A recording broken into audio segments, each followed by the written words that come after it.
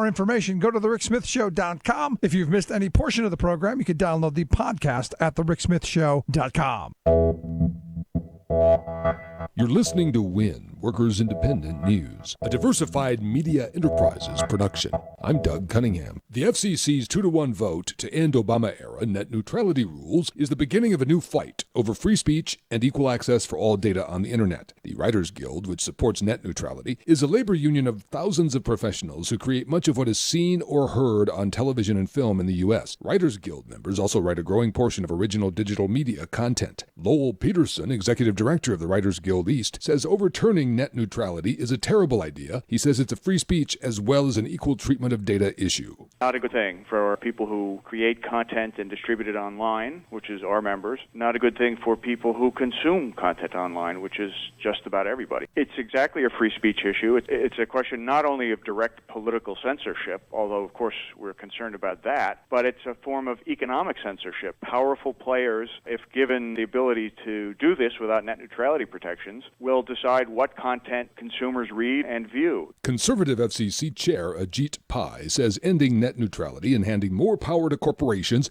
is a light regulatory touch, a stark contrast to the conservative heavy regulatory touch when it comes to trying to regulate labor unions out of existence. It is certainly not a light touch. It's going to allow the major corporations to put their heavy hands on the Internet. That's not a light touch. It's the heavy hands of multinational media conglomerates. Not good. And if unions had the same light touch, we could organize much more effectively and we could counteract some of this stuff. Striking CWA workers at AT&T are returning to work today. Joanne Powers has more.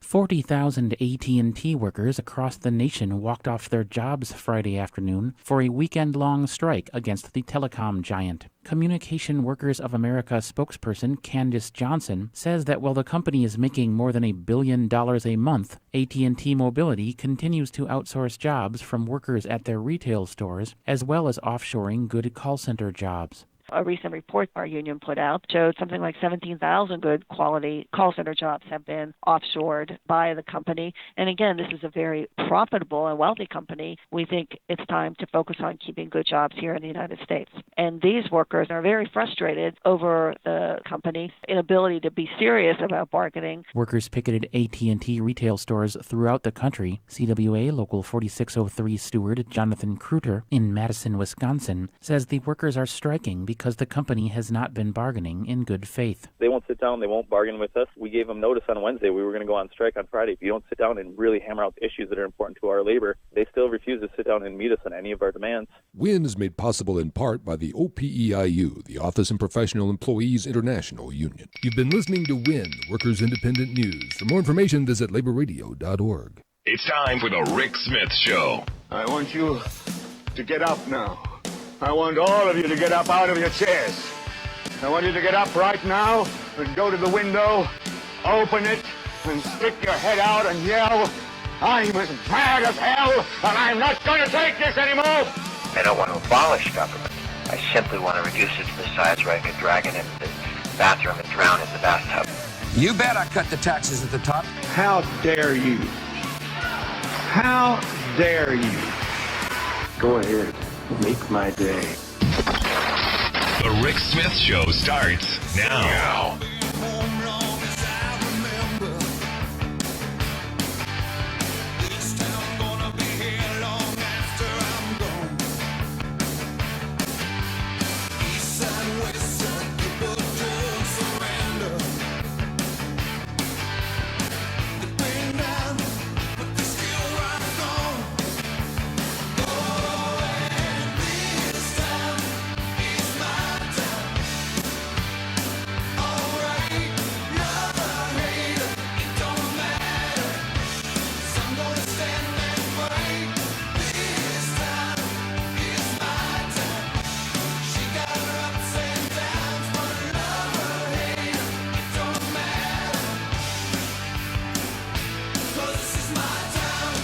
Welcome, brothers, sisters, working class heroes. This is the Rick Smith Show. Thanks so much for being here today on the big program. Lots to get to, lots to talk about. What a weekend. What a weekend it was. I was disappointed, got to be honest. Donald Trump actually stayed somewhat on message. was able to read off the teleprompter, well, I'm not going to say it. I know a lot of media pundits were going, no, right here, the Donald presidential. No, he was able to read off a teleprompter. If we've lowered the bar that far,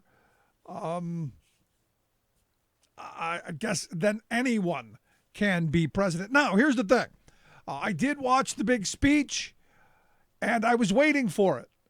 I spent the whole time, watching, going, okay, it's coming, because I remember Donald Trump saying that anyone who is not willing to say radical Islamic terrorist cannot be president.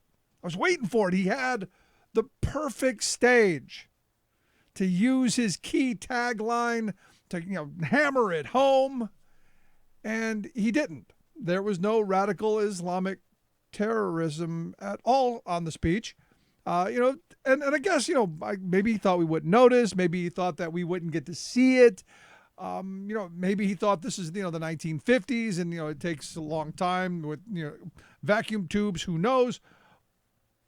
Or just the whole thing's just BS, but that's a whole nother argument for another day. Now, he did have a minor slip up, but again, these are the details that, are kind of important. He said Islamic extremism instead of Islamist extremism. And I know it's you're splitting hairs here. Well, for the people in the room, it matters. For the people listening, it kind of matters. Now, the White House said, look, he's an exhausted guy. He's tired. And that took the Twitters by surprise, because this is supposed to be the guy who's high energy. You remember during the campaign going after Jeb, saying that Hillary Clinton couldn't keep up to do the job because he's a man. There was that. And it was only day 2 of having his behind, kissed, effusively. Because look, at the end of it, what it really was about was money. Massive arms deals, and $110 billion in arms deals, and we're going to be giving to the Saudis. Which again, the question then becomes, as you're doing this stuff, what kind of balance are you upsetting? Because Saudi Arabia, personally, I still remember 19 of the 19 hijackers, 11 of them were from Saudi Arabia. This is a country that breeds extremism. So it will be interesting in the coming days to see how the rest of this trip goes. He didn't completely fall over himself, so that's a good thing. Not an absolute embarrassment this weekend. Not absolute. There were some moments, but not absolute. So we'll get to some of that today. Also, some thoughts on the visit to Jerusalem today. Some thoughts around that. The thing that gets me is, over the weekend you saw another battle in the war on U.S. media. Full display. Evidently, Rex Tillerson held a press conference and decided to do it with only foreign media. No U.S. media was allowed in or invited. And what was interesting is the spokesperson for the administration said, regrettably, there was not enough time to alert or make arrangements for U.S. media to participate. It's not like we didn't send a gaggle of reporters to everything to be there. So it's like, I can understand if it's the 1950s and you've got to send things with smoke signals or, pound it into stone tablets. But, we live in the information superhighway age where a text, where a tweet, just kind of a thought, everyone's following the Twitters. That would have been that simple. And the U.S. media would have come running. Now, it's interesting to me because, the U.S. media is not really as tenacious as the foreign media. So it's just kind of one of those thoughts. But while we're all focused on that, and this is where I kind of wanted to start today off, because while we're focused on the distraction, which is Trump overseas and everyone waiting for the big gaffe, everyone waiting for the international incident, which still may come because after all, he's exhausted. You may remember back in January, there was a little to-do, a little bit of upset, a little bit of people making calls to their congressman, writing letters to the editor, kind of a little pushback over the Republican plan to gut the Office of Government Ethics. You may remember a little something about that, right? Well, it turns out that the guy who's the head of the Office of Budget and Management sent a letter to the head of the Office of Government Ethics. And it writes, on April 28th, 2017, pursuant to a program advisory, the Office of Government Ethics requested copies of certain waivers and authorizations of appointees in federal agencies and the White House. Agencies have made inquiries to the Executive Office of the President regarding this request, and the Office of Management and Budget is seeking to provide them with appropriate guidance on the matter. In particular, this data call appears to raise legal questions regarding the scope of OGE's authorities. Due to the uniqueness of OGE's request and potential legal questions that may exist, the Office of Legal Counsel and Department of Justice may need to be consulted pursuant to 28 United States Code 512 on the scope of the authorities underlying OGE's data call. Therefore, I request that you stay the data call until these questions are resolved, which they're hoping never happen. Now, what's at question here? Evidently, there's a number of potential ex-lobbyists on the payroll that the ethics watchdog would like to get information on. After all, it is kind of their job. Because you may remember, and you may know, that the Office of Government Ethics was created thanks to Watergate. And they have the clear authority to issue data requests of, the ethics of the people who work in the federal government. That is their job. Their main job is to oversee the compliance with ethics standards.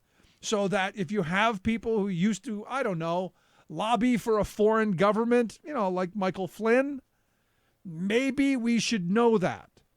If there are people in, the White House, top advisors, maybe we should know that. And maybe that should have been investigated. In fact, the Washington Post reports that the investigation into the possible collusion with Russia, evidently they have identified a current White House official as a significant person of interest. And again, you look at all of this stuff that, got the ethics, got the oversight, got transparency. Don't worry, we're just fine. There's so much going on here. And again, you've got to have, in my view, really, we need a massive commission to be investigating all of this stuff. Because, look, the Office of Government Ethics thing is one thing. The Russian investigation, another. But all of these pieces of, hey, let's get rid of ethics. Hey, we don't need to know that Flynn actually told the vice president that he was under investigation, and they still put him into the National Security Advisor's position. Never mind all of that. There's just so much craziness and so much insanity going on. And then the news on Friday that that Trump actually bragged to the Russians that he fired Comey because he was a nutcase and to get him off my back because great pressure.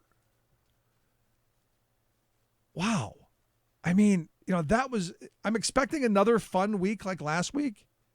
Last week was like being blasted by several fire hoses. And at the end of it, there's so much. And there's so much that we're missing. Because, and I go back to something, a guest last week said, imagine everything that we know, and then imagine everything we don't know. Because of all of this gridlock and blocking, and, we don't want the Office of Government Ethics we don't want that. We don't want them investigating any of these folks. This is why, again, we need to be calling our representatives. We need to be calling our congressmen, our senators, calling our state attorneys generals to say, look, we need a commission to look into this. The prosecutor's one thing. We're looking at criminal acts there. But everything else we should be looking at as well, because at the end of it, the process that brought us King Trump cannot happen again. And we need to make sure that it doesn't happen again, because look at the chaos already. It's going to take a generation to clean this mess up. Because we don't even, look, I mean, while we're focused on the shiny thing or the orange thing, how much destruction is happening. And we're going to get to some of that as well. Love to hear your thoughts. Rick at thericksmithshow.com, or give us a call, 1-888-520-RICK, 1-888-520-7425. When we come back, going to get our weekly dose of sanity. Propane Jane's going to be here. Quick break. Right back after this. Stick around. You're listening to The Rick Smith Show. We're working people. Come to talk.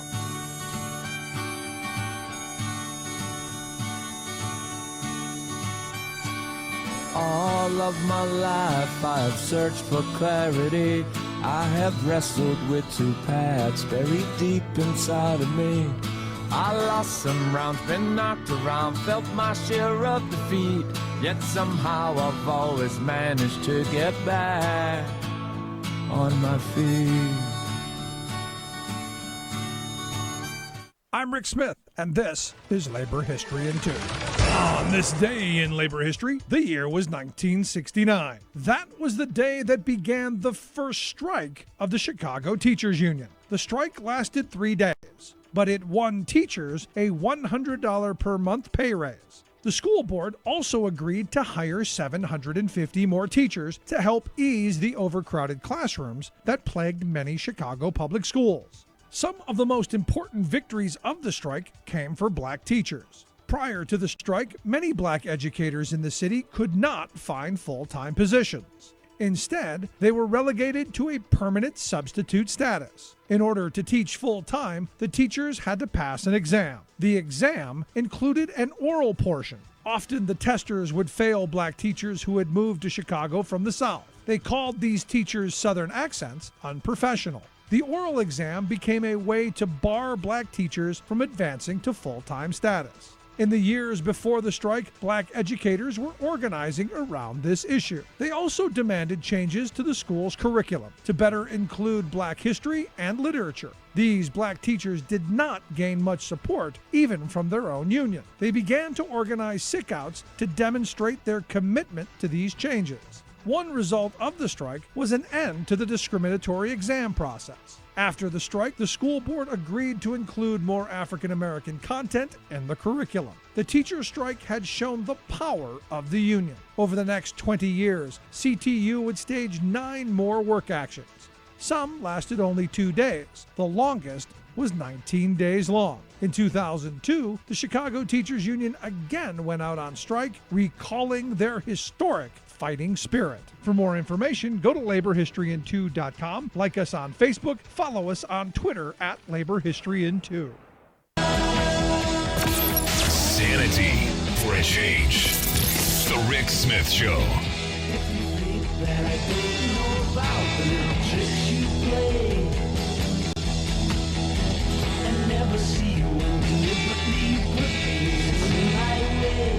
Welcome back to the Rick Smith Show.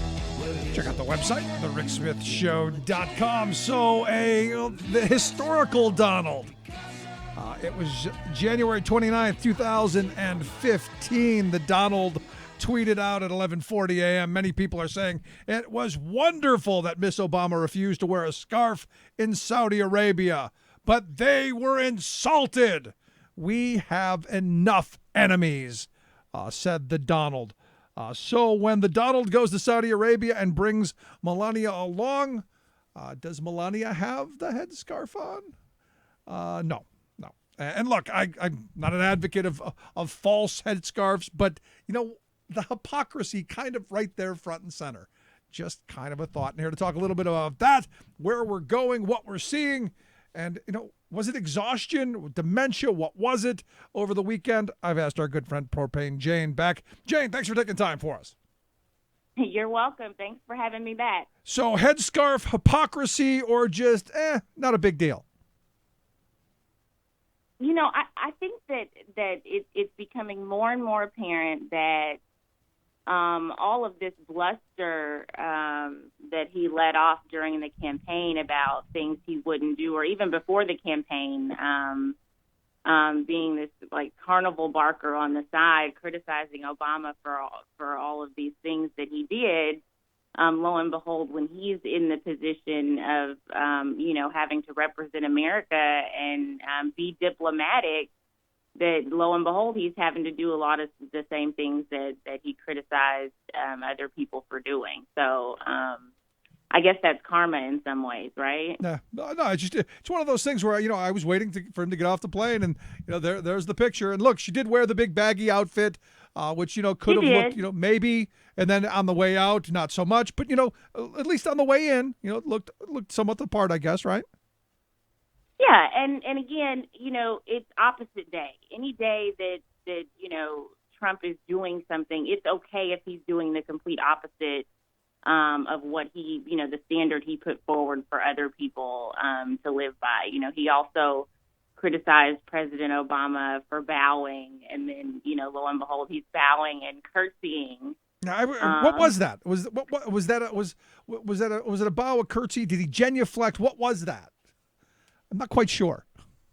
I think that he is, like I said a couple of weeks ago, he wants to be a part of the dictator club, and I do think that a lot of that bravado that he exudes, it kind of just falls to the wayside when he's up against someone that in a lot of ways he's intimidated by, and I do think that he becomes this sort of submissive, like the dog that rolls over on its back. And lets the bigger dog sniff him just to sort of say, hey, I'm cool, I'm not going to give you any trouble. That I think in a lot of ways he is being very deferent in those situations because he wants to curry favor. Yeah. Did you watch the speech? I mean, I was waiting for, the fiery campaign. Trump got kind of, a meek, demure kind of, as you're saying, wants to be liked, kind of flipped, I think, on some things. I was curious, did you see it? And if you did, what were your thoughts? Yeah, I think that his bark is definitely bigger than his bite. And I was sort of listening to see if he was going to strike more of an aggressive tone or more of like this authoritarian tone that he always displays in his rhetoric, that he's going to be tough on terrorism and you have to say radical Islamic terrorism. And again, I think it's a situation where he knew where he stood, and he wasn't going to do something in that situation that was going to rub anybody the wrong way. As we say down here, he's like all hat, no cattle.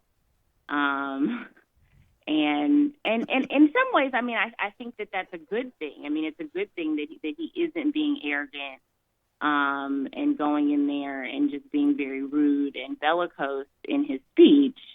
But at the same time, I think the aspect of it that I find so disheartening is that it was that very bombastic, bellicose language and rhetoric that galvanized support for him, from the people who voted for him so fervently, in terms of the travel ban and the Trump voters' idea of refugees and immigration is very xenophobic and it's very Islamophobic, actually.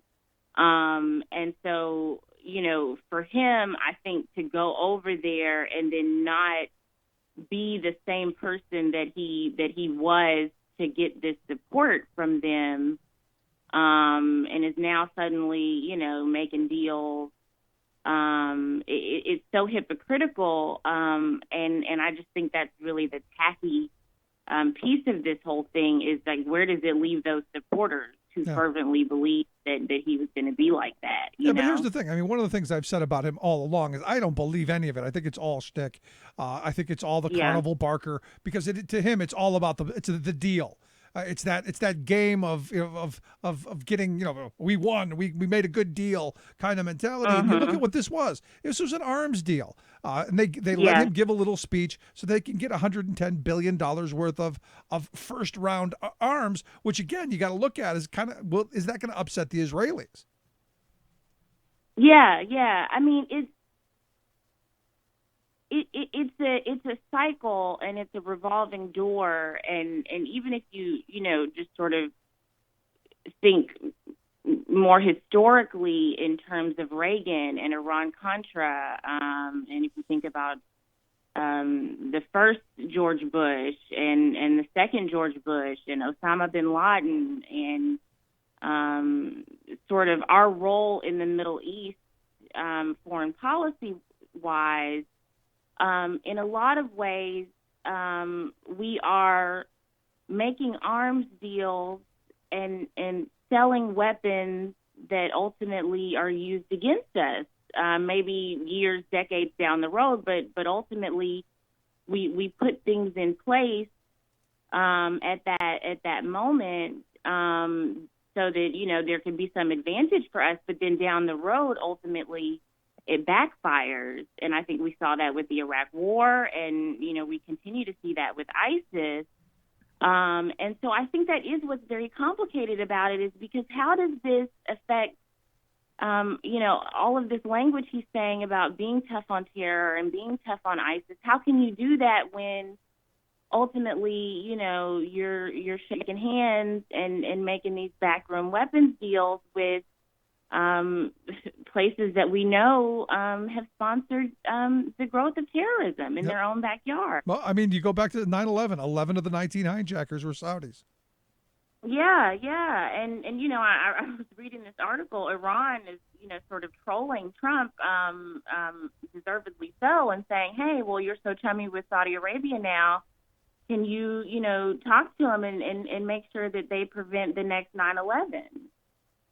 And there is a lot of tough talking going around, and it does look very hypocritical. And how much credibility do we have if we are sort of investing in these nations, while we're talking tough against terrorism, but also overlooking all of the humanitarian violations that are going on, and at the same time, basically handing over weapons to people that are turning around and killing people. Yeah, but it's a good deal. It's a good deal, Jane. It's the deal. art of the steal, right?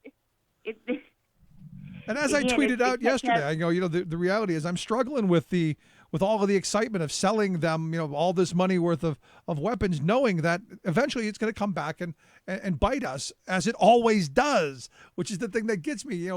We give them so much and end up using our petrodollars against us. Yeah. But again, I think that's also a piece of this glorification of vulture capitalism, and this idea that Trump and his associates were going to change the status quo by being these, entrepreneurial titans, and that they're going to just go in there and make these deals and bring the best of the private sector to government. And so the headline is, Jared Kushner, is helping along in this big, huge deal and hundreds of billions of dollars.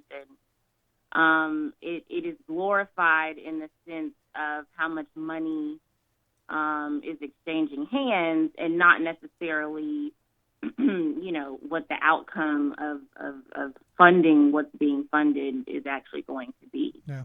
I look at this and, a lot of the reports coming out of the White House and a lot of the Trump supporters, I got to thinking this weekend, and with you being, in the mental illness field, I was wondering if mental illness is contagious, because what I'm seeing coming out of this White House is a lot of people who I didn't think were mentally ill.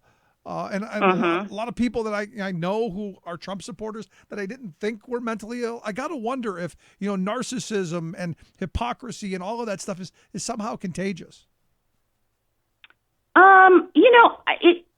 in a way it can be contagious, in the sense of, like your parents would say, hey, if your friend went and jumped off of a bridge, would you do it too?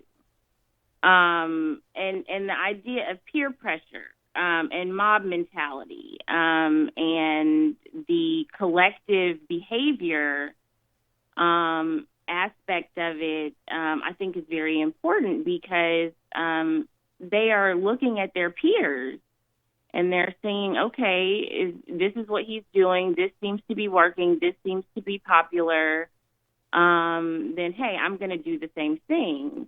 And so what they have done now, I mean, it's very similar to like the mafia we talked about last week and gang mentality, where, as the leader of this gang, Trump is telling all sorts of lies, and putting forward all sorts of misinformation, and his minions, underneath him are just having to go out, and try as best they can to match his level of, steadfast, like sticking to these falsehoods.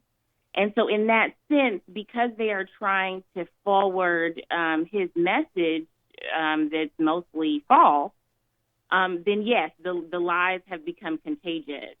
Just the nefarious aspect of withholding information, or not answering questions, walking away from the podium. I mean, Sean Spicer was hiding in the bushes the other week. As well he should.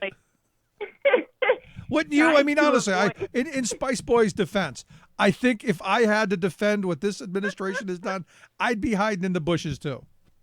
Absolutely, I mean, but this is the behavior that is now engendered, and we've talked about Stockholm syndrome again.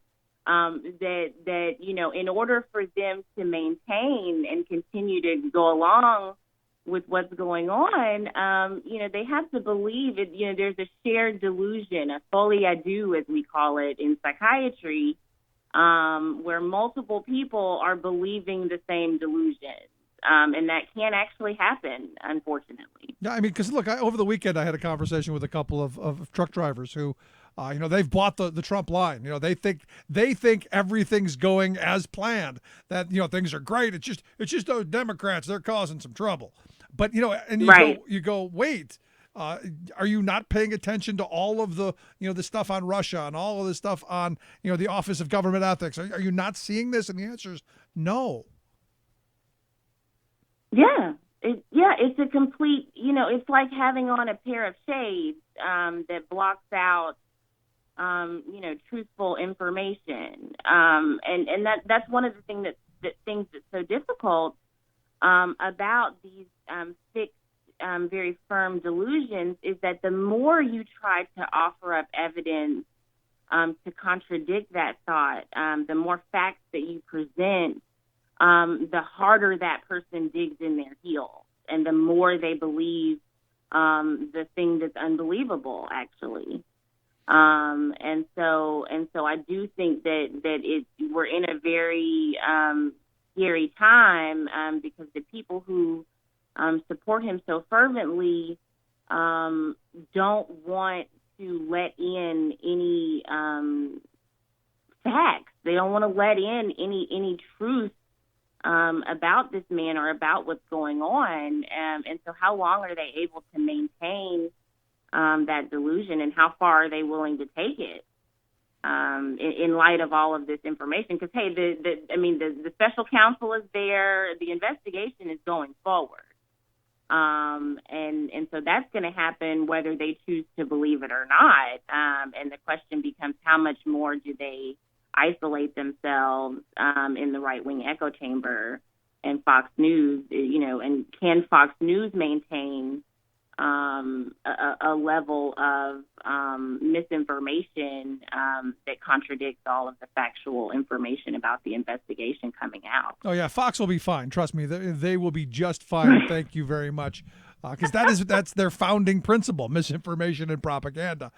But here's the thing: the reason I ask is because you got somebody like Mike Pence, who I don't agree with policy-wise. I think he's a very scary guy policy-wise, but I never really saw him as a serial liar or a perpetual liar.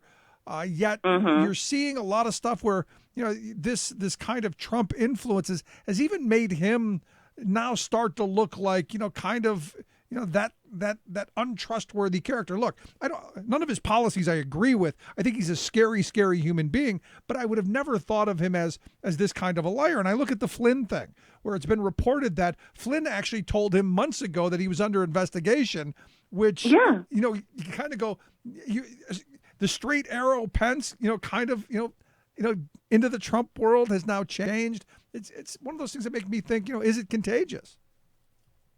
Yeah, Pence, I think is a very interesting character because he is also a habitual liar, and his lies are a lot more scary because there's no charisma added to it. Like we talked about Donald being this sort of like infomercial guy, and he is putting a lot of hyperbole and boisterous emotions and everything with the sale. But with Pence, I mean, he lies with this very straight face. I remember the debate between him and Tim Kaine. I mean, most of that debate was him sort of justifying Donald Trump's lies. And so I don't think that people pay as much attention to it because, again, he's not this very charismatic figure the way that Trump is, and he's not really a salesman in that way. But he is very dangerous because the narrative that they want to put forward about Pence is that he was sort of unaware and nobody let him in on the story, and like he just didn't have this information, when actually he was a major part of the transition team. Even Elijah Cummings notified him in November that, hey, something's going on with Flynn. And so for Pence to try to position himself as like, this innocent bystander, I think is more so about preserving his integrity and his credibility and wanting to look like he's not also guilty of sin, so that if something does happen with Trump and, he's impeached, that he can somehow assume the role of president because he somehow has clean hands. But I just don't buy that. No, I don't buy it either. So last line of questioning then. With all of this that we've talked about in this, how do we stop the group insanity? What for this week? Because look, I'm expecting this week to be as insane as last week, or if not worse. And I know people are just wired. What do we do? Right.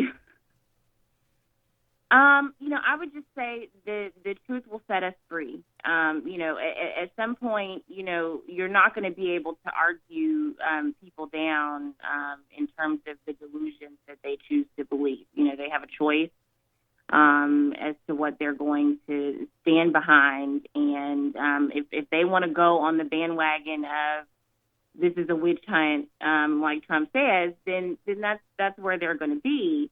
But like I said earlier, the wheels are already in motion. I mean, this is unprecedented what we are seeing. This man has barely been in office 4 months. And this is a major investigation, and the ties to Russia are not going away. The more that they dig, the closer and closer they're getting inside of the White House and closer to Trump. And it's not a coincidence. His name is being mentioned in connection with Russia because there are connections to Russia. And so we just have to sit back, let the facts play out, and let all the information come out, and let the process do what it does. We have to stay on our elected officials to make sure that Congress is holding its investigations as well, and that we're holding everyone accountable. That's the answer. If we have to grind it to a halt, if we have to say, hey, no, he's not appointing a new FBI director, he's not doing all of these things, we're not going to normalize this, we're not going to get to business as usual until we get to the bottom of this, then that's what we have to do. And if people can't accept it, then they just can't accept it. They'll have to go down, not believing it. No, I mean, at the end of the day, I think John Kasich was right. It's not about party. It's about the future of this country, and Republicans have got to come to this. Absolutely. The facts are the facts. The truth is there. If he didn't do anything, why is he trying so hard to thwart the investigation? Why can't he just let it play out? Because ultimately, when the facts come out, he's not going to look good at all, and he's more than likely not going to be the president of the United States. So we just have to sit back and let the process play out. There you go. Jane, always great talking with you. I appreciate you taking time for us. All right. Have a great week. I can't wait to talk to you next week and find out what kind of insane week this has been. Quick break, right back. 1-888-520-RICK, 1-888-520-7425. This is The Rick Smith Show for working people.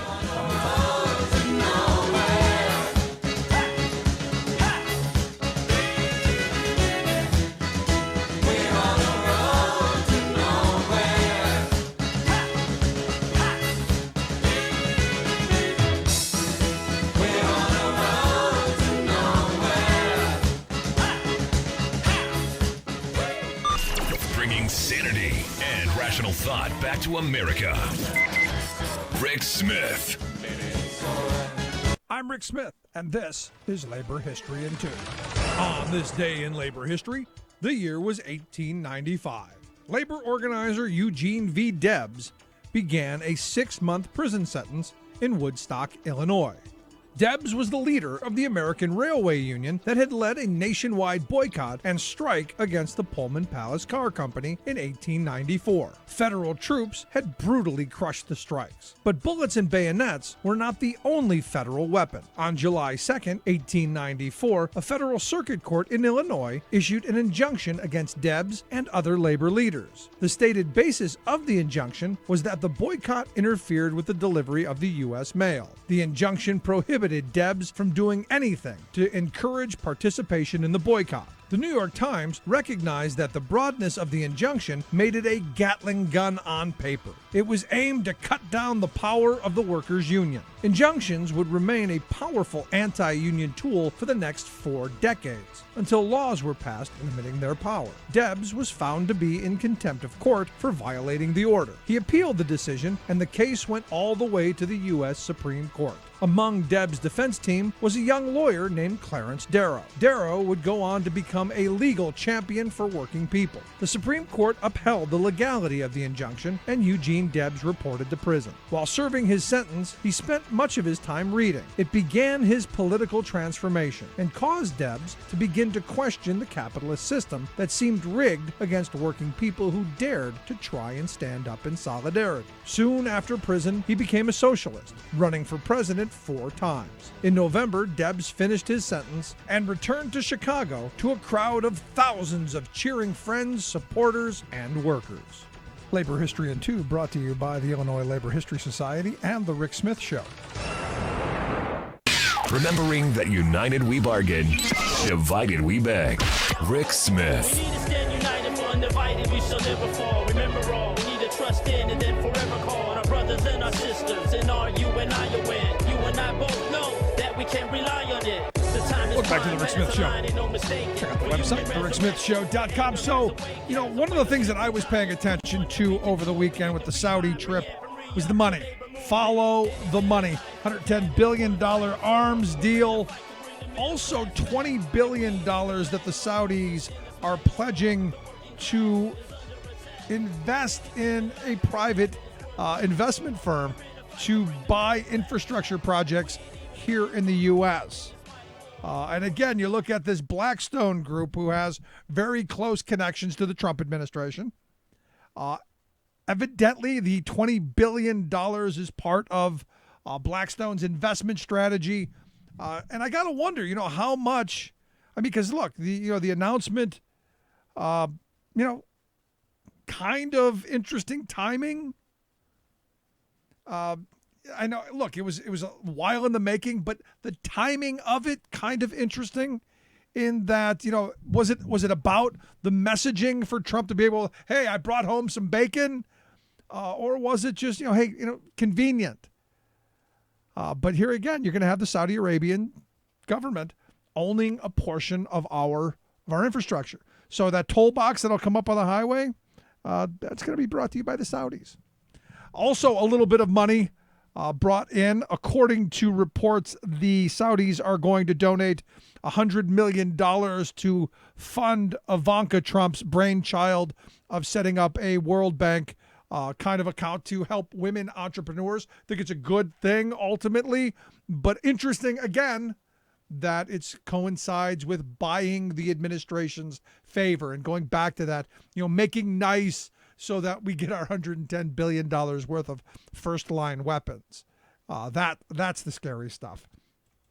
Quick break, right back with Talk Media News. Stick around. This is The Rick Smith Show. We're working people. Come to talk. All they wanna do is add up and take your money. All they wanna do is add up and take your money. All they wanna do is add up and take your money. You're listening to The Rick Smith Show. I'm Rick Smith, and this is Labor History in 2. On this day in labor history, the year was 1934. That was the day known as the Battle of Deputies Run. The Minneapolis Teamsters strike was in full swing. For 3 days, the city was peacefully paralyzed. The wealthiest had kept the city an open shop for decades through their Citizen Alliance and now assembled an army of strikebreakers. Strikers had been seriously injured on Saturday the 19th at the city market. They fought police and deputized specials in an attempt to keep produce trucks from moving out. Later that evening, flying pickets were ambushed in Tribune Alley after having been dispatched by an agent provocateur. Strikers were beaten mercilessly, including several of the women's auxiliary. The sight of bloodied women enraged the strikers. Another fierce confrontation was inevitable. Hundreds of strikers waited at the Central Labor Union near the market until Monday, when scab trucks were expected. Fighting continued throughout the morning. No trucks moved. Hundreds of women marched to the mayor's office demanding, "Take your hired thugs away." Anti-union violence so outraged building tradesmen that 35,000 walked off the job in sympathy. Electricians, painters, and iron workers all reported to strike headquarters. Then, on this day, that Tuesday, the decisive battle began. Tens of thousands amassed in the market on the side of the Teamsters, as deputies would attempt to move the produce trucks out. Strike leader Farrell Dobbs noted it became a free-for-all. The police stayed back as strikers and deputies battled it out until finally the deputies dropped their clubs, turned tail, and fled. Union forces cleared the market of every last scab, cop, and deputy. Historian Brian Palmer notes an intense and deadly confrontation was over in short order, and it left the Union in command.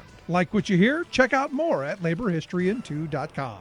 The most important issues of the day. This is The Rick Smith Show.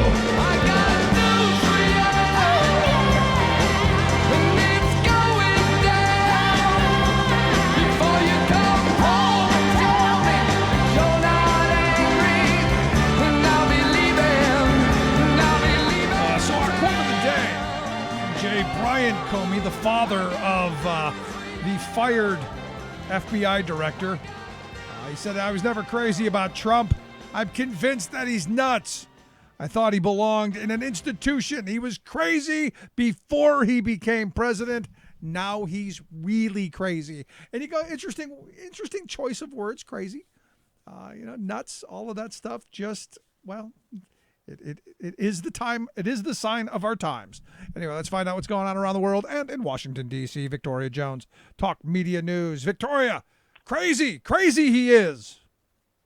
Yes, should have been an institution, according to James Comey's father, age 86, Republican. You got to wonder, did he vote for Hillary?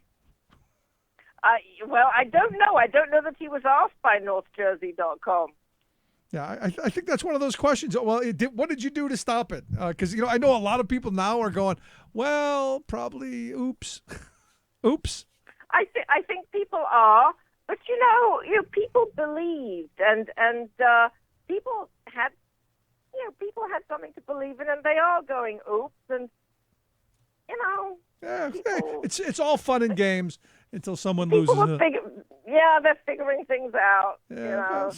So the big weekend, were you surprised that the words radical Islamic terrorism or was not used?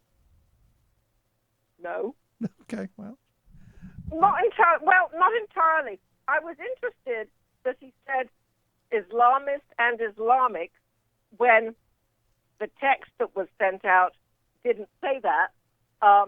But we were, the reporters asked, why did he go off script? Of course, he usually goes off script, but he did stick very rigidly to the script in a very monotone way. I thought the speech was very monotone. And a senior White House official told the reporters he was exhausted. I mean, he's tired. He's an old guy. He's, 70 years old? Yes, but he's not low energy. But maybe he didn't have his 5-hour energy drink. I don't know. But I'm thinking, White House officials saying that the president is exhausted, this is not what you're supposed to say. This is not the narrative. And you got to wonder what Hillary Clinton was thinking at that moment. I know. And there was one more event. It was an event late that night. Or not that late, actually, but there was an event that night. And, of course, they are much later. Michael Shearer of the New York Times, who was doing the pool report, said, there are about 400 people in the room, and we're waiting for the president, and blah, blah, blah. And they said, Ivanka Trump's here. The president isn't coming. No reason giving. Well, they are a lot behind schedule, but no reason was given why the president didn't show up, and Ivanka Trump gave a few remarks. And I think most of us were thinking, I think he decided to go to bed. Needed a nap, man, and there's nothing wrong with that. I'd like to see him nap for the next 4 years. Nothing, golf and nap all you want. Stay out of all of the crazy stuff. But here's the thing. I mean, you look at this, and it was a huge arms deal. I mean, at the end of it, that's what it was. Well, what was he doing with his hands on that orb? Yeah, was that creepy or what? It looked like kind of a secret society swearing in, if he wasn't asleep, but it looked like, just kind of the way the picture was taken, it kind of reminded me of the whole satanic ritual stuff of the 1980s. And King Salman in the middle with his slightly shifty look to the side, and Trump. Well, they always look like that.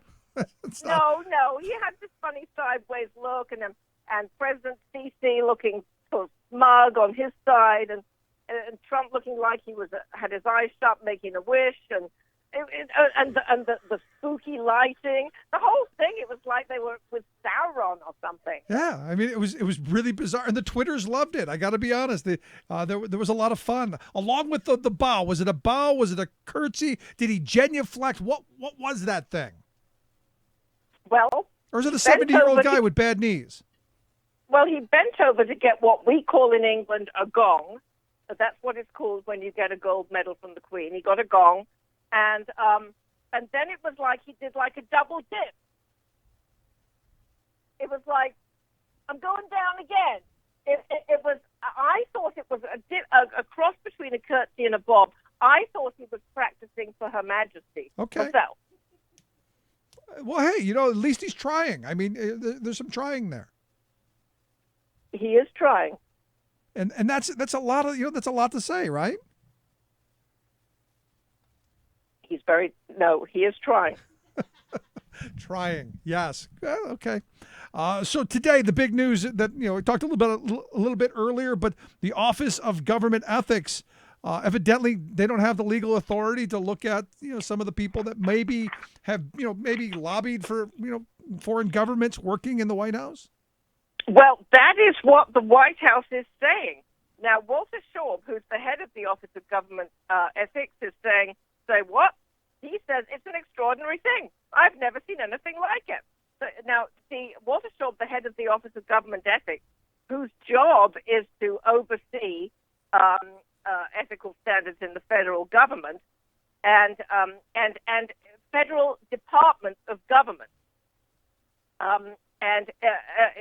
has received this letter from the White House asking him to withdraw a request, he said, to every federal agency for copies of waivers granted to former lobbyists who worked in the White House or federal agencies.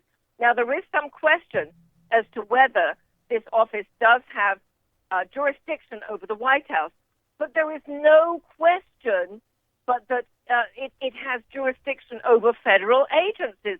That is what it does. Right.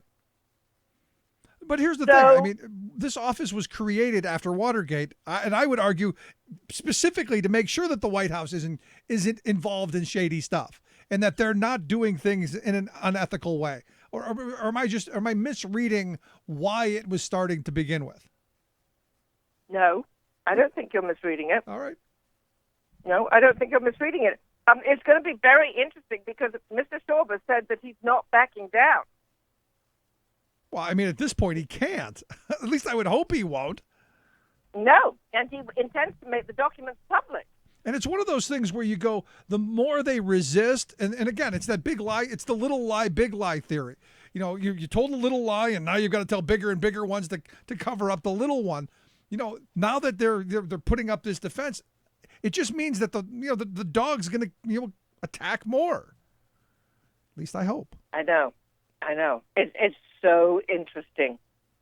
It's so interesting. But I don't know whether they're going to be able to get the information from the White House itself. That may end up going to court. Well, it's going to have to. I mean, at some point, and as I said at the beginning, it's kind of curious that this was the first thing that the Republicans wanted to destroy when they took office. Yes. Just kind of curious to me. Just kind of a thought. Well, he did send out those tweets that they didn't like. Yeah, I get that. Yeah, everything goes back to Twitter, doesn't it? It really does. And the head Twitter apologized for that he might have contributed to getting Donald Trump into office. As he should. In fact, Twitter should be shut down because of him. No, say it ain't so. No, actually, I do like Twitter too. So, what would we know of this administration if it weren't for the loose fingers of Donald Trump? I'm telling. Now, I read that they had a Twitter intervention with him a few days ago. Well, gee, you think kind of late, don't you think? You'd think, because these tweets can be used in evidence. Absolutely. Everything you say or tweet will be used against you in a court of law, ding dong. I mean, don't you think that Robert Mueller is like rubbing his hands or whatever the equivalent is and going, bring it on? I hope so. Look, I hope everything that he's tweeted out now becomes. I wonder if there's anyone out there deleting his tweets. You can't delete a tweet. There are Politiwoop. Isn't that what it's called? Politiwoop? Yeah. Which is the group that saves deleted tweets. Yeah, nothing on the internet goes away. It's captured Terrible. Somewhere. Terrible. And finally, the former National Security Advisor, Michael Flynn, evidently going to take the fifth, huh? He's taken the fifth, according to a person with direct knowledge of the matter. Oh, I wonder who that is. Against self-incrimination, he's telling the Senate Intelligence Committee he will not comply with a subpoena seeking documents. Not that there's anything in them. That's my aside. He didn't say that. Just that he's not going to comply with a subpoena seeking documents. All right. Are you surprised he's taken the fifth? Because look, there's no immunity deal coming in my view. Because I don't think he has anything really to offer that anybody could not already find, because I just don't think they let him into that circle.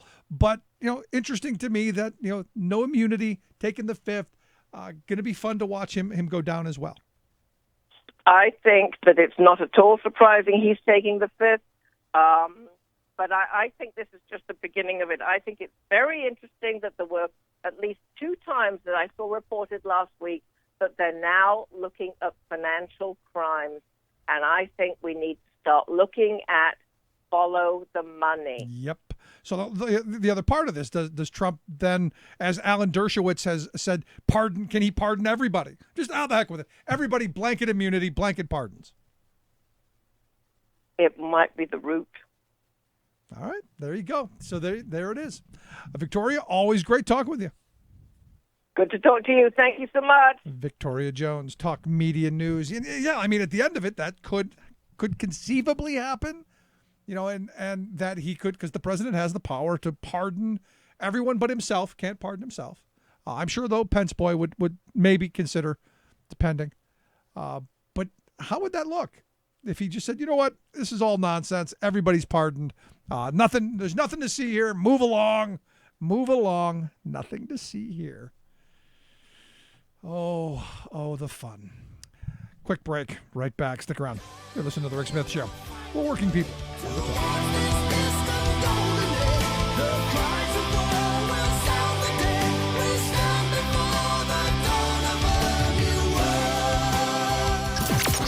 Radio of, for, and by we the working people. The Rick Smith Show.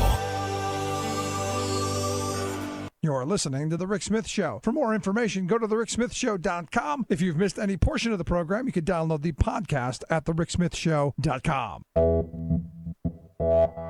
You're listening to WIN, Workers Independent News, a diversified media enterprises production. I'm Doug Cunningham. The FCC's 2-to-1 vote to end Obama-era net neutrality rules is the beginning of a new fight over free speech and equal access for all data on the internet. The Writers Guild, which supports net neutrality, is a labor union of thousands of professionals who create much of what is seen or heard on television and film in the U.S. Writers Guild members also write a growing portion of original digital media content. Lowell Peterson, executive director of the Writers Guild East, says overturning net neutrality is a terrible idea. He says it's a free speech as well as an equal treatment of data issue. Not a good thing for people who create content and distribute it online, which is our members. Not a good thing for people who consume content online, which is just about everybody. It's exactly a free speech issue. It's a question not only of direct political censorship, although of course we're concerned about that, but it's a form of economic censorship. Powerful players, if given the ability to do this without net neutrality protections, will decide what content consumers read and view. Conservative FCC Chair Ajit Pai says ending net neutrality and handing more power to corporations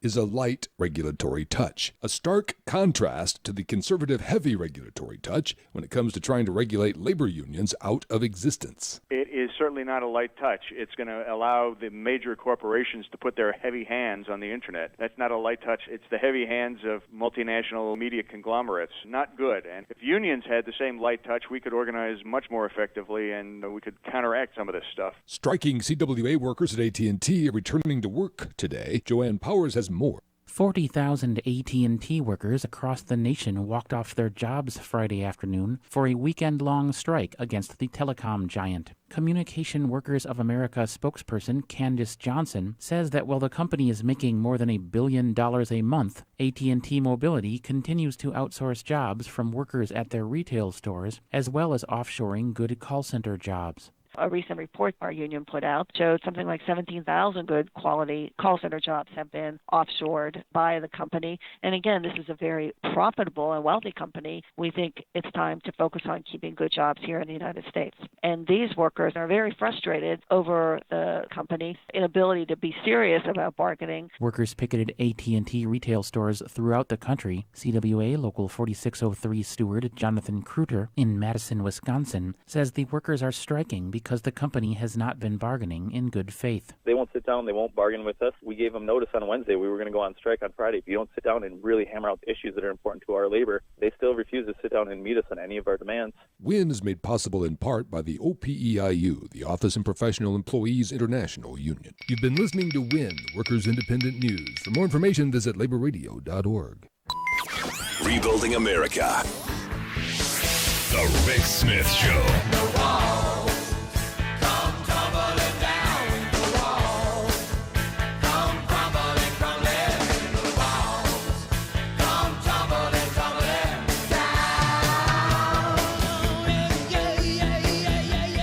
Welcome back to The Rick Smith Show. Check out the website, thericksmithshow.com. Questions, comments, something on your mind, you can email me, Rick, at thericksmithshow.com. Watched a fantastic documentary on transportation. And last week being Transportation Week, I thought it was a good way to end the week. It was about an hour and 2 minutes long and did a very nice job of really, kind of pulling all of the issues into one place. It was called Be Prepared to Stop. And I got it on Amazon Prime. I think it was like $2. And again, well worth taking a look at it, and it was one of those things that when it's all put together, you can look at one little bit of, the fact that, 42% of our major metropolitan highways in this country are majorly congested, and that we're sitting in traffic 52 hours a week or 52 hours a year just because gridlock. When you look at the fact that we really haven't invested in the country's infrastructure in like 50 years. And as one of the guys in the movie points out, that, every generation has built their infrastructure. It's been our generation and really the baby boom generation that didn't. I mean, we've gone 30, 40 years without a major investment in infrastructure. In fact, as they point out, and look, all of this stuff, things we've talked about on the program numerous times. The fact that, other industrialized world countries are spending a lot more per capita and per GDP than we do. Because, I guess we're stuck in this, we need tax cuts world. So I thought it'd be interesting to talk to one of the directors and the producer of the executive producer and the director of the film, Jennifer Clymer. Again, this is one of those fantastic little bits that I think folks really should take a moment to take a look at. Jennifer, thanks for taking time for us.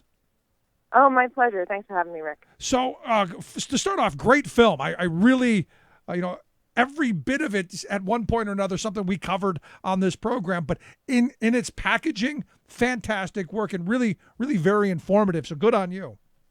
Thank you very much. We worked really hard to make it informative, but entertaining first. Because, if we're asking you to spend an hour of your time with us, we want you to have a good time while you're being, enlightened a little bit. Yeah, I mean, the part that made me laugh, and it shouldn't have made me laugh, was the truck taking the highway beam down the road, hitting the Jersey barrier, and basically, flipping over. That surprised me. That was a piece that had gone viral that a friend of mine who knew I was working on the film sent to me, and it's horrific. Just like if you watch it without sound, it's a moment where you're like, no. Yep, that just happened. And although it may appear as if that was on the driver, or it actually was because they were working on the roads and they had narrowed the lanes and hadn't put the proper signage up. No, I mean, again, you see this stuff happening, and the sad reality is, we in this country, we've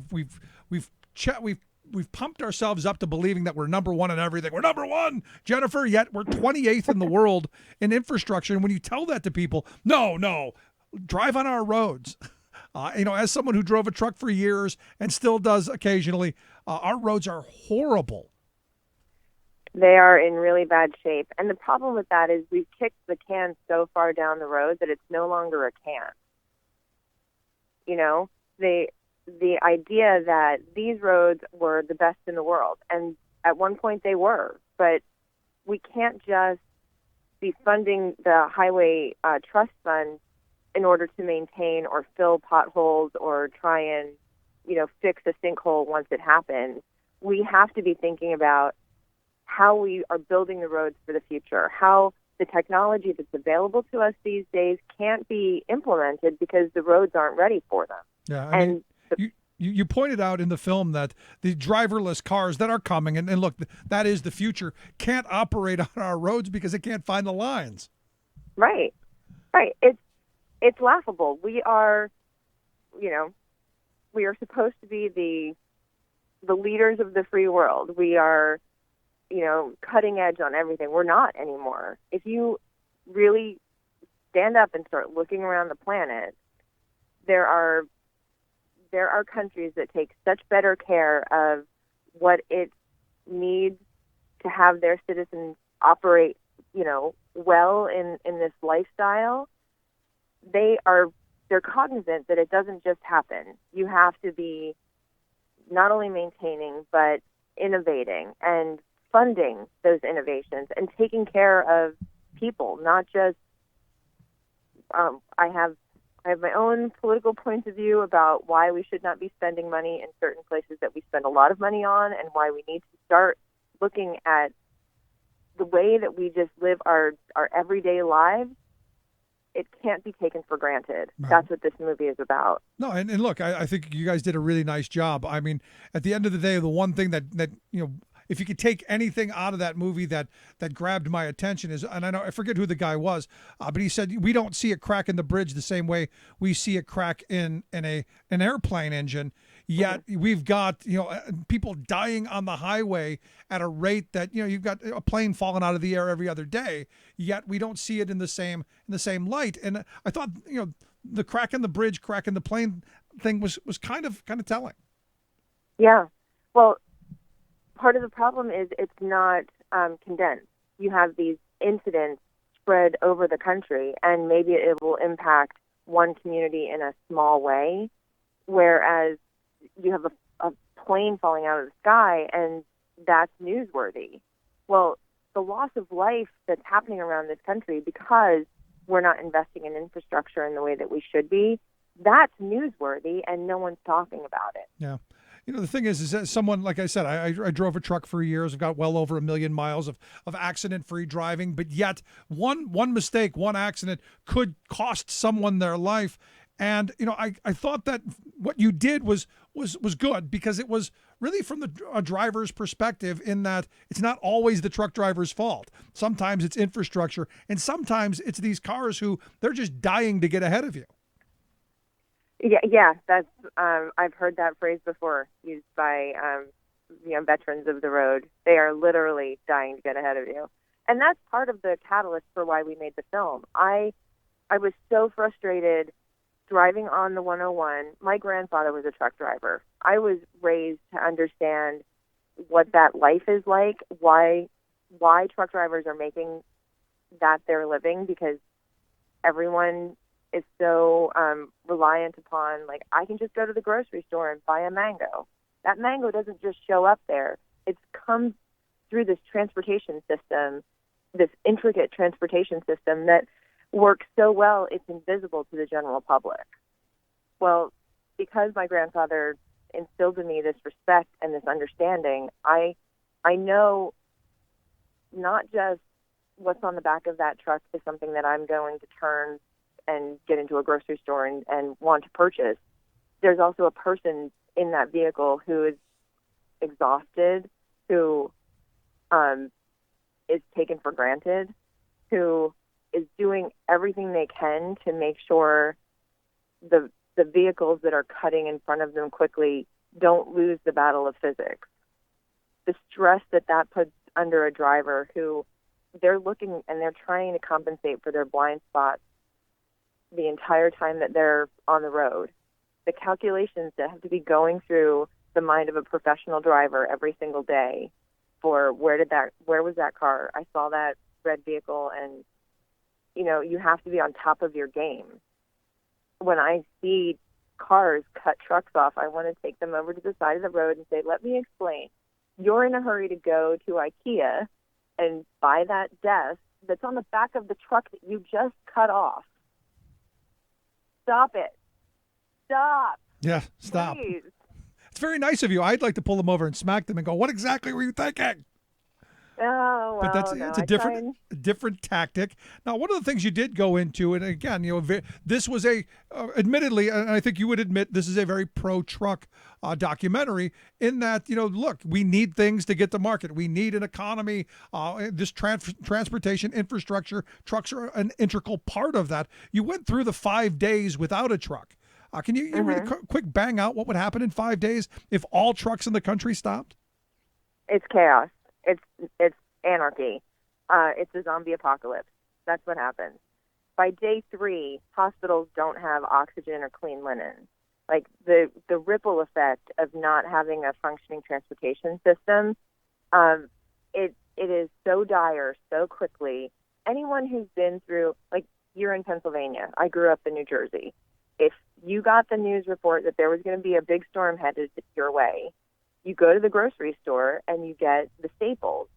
And if you're late there, the staples are gone and you're without for a couple of days because the trucks can't get through the bad roads, the bad weather-induced roads.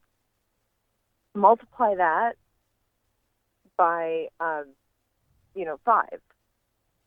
And suddenly it's not just milk and bread that you're concerned about. It's your sanitation isn't being taken care of. Potable water is in jeopardy.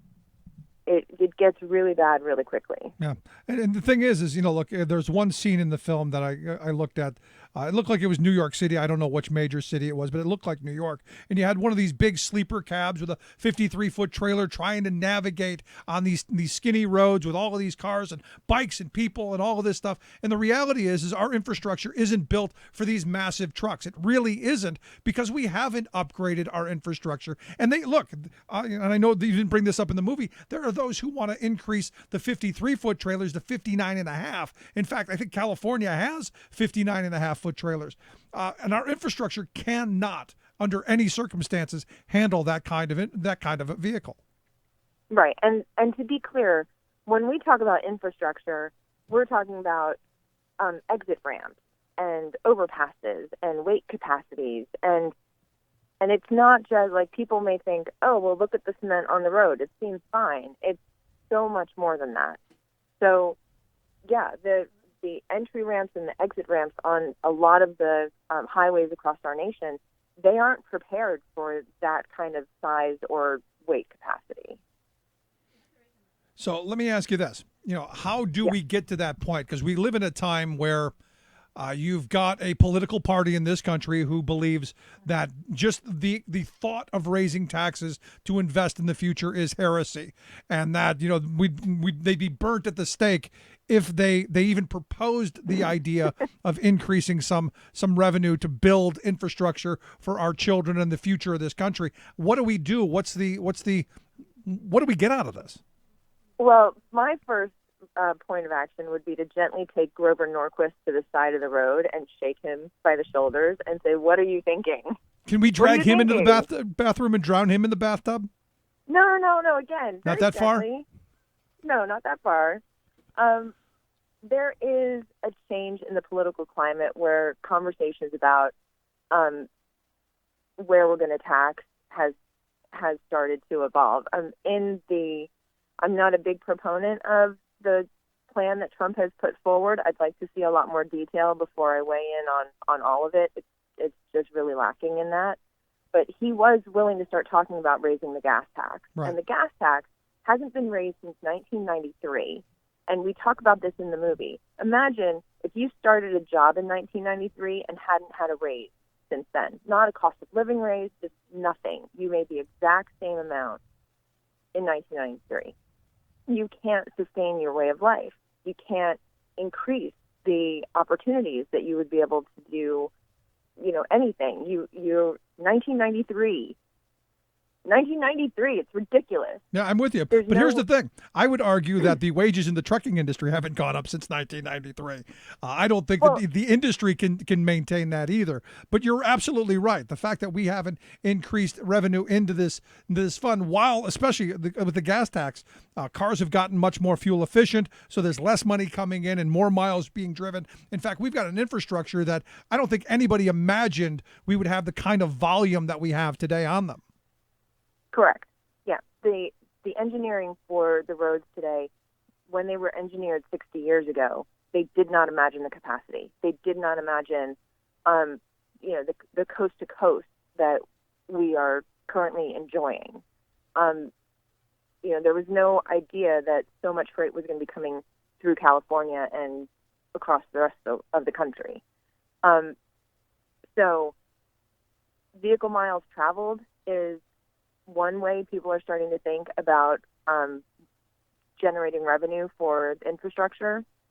The states have to take more action because federally that's not happening, but it cannot just go back into the hands of the states. The idea of devolution, that's not going to function for us as a nation. The federal government has got to step up and start taking more interest and more research and educating the public. That was our hope, that we could get people engaged in understanding that this is something that is going to impact them directly if it hasn't already. Not just, I need more length on the entry ramp onto my highway. I want to make sure that people aren't driving over a D-rated bridge anymore. You would not go into a restaurant that had a B rating. Why are you driving on roads that have a D or D plus?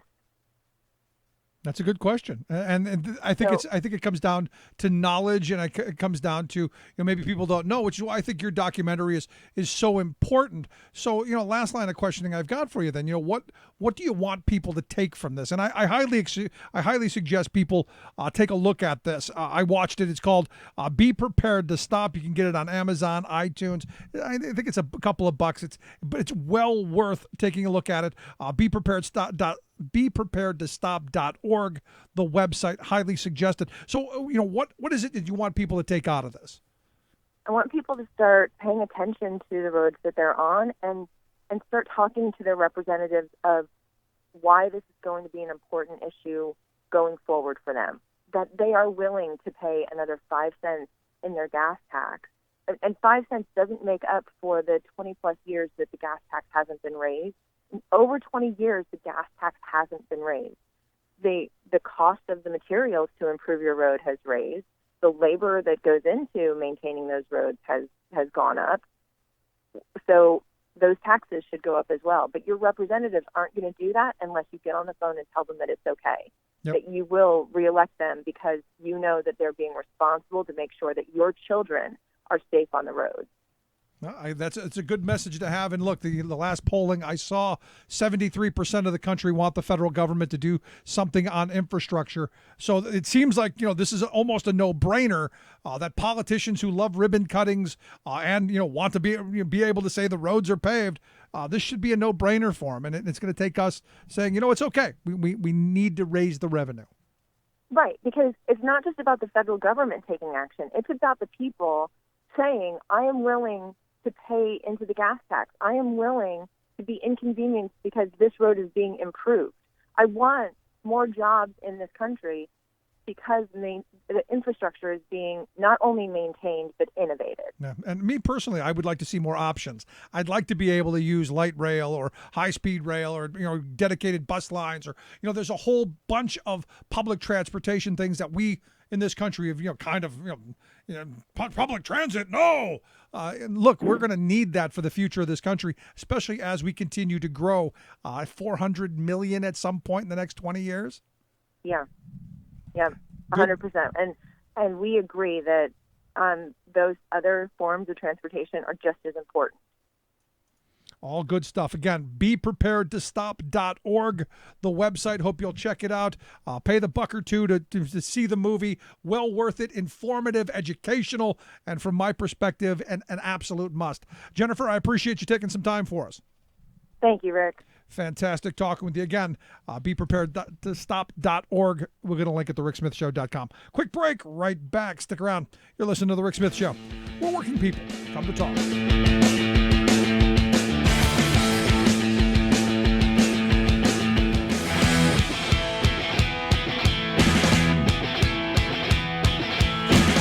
I'm Rick Smith, and this is Labor History in 2.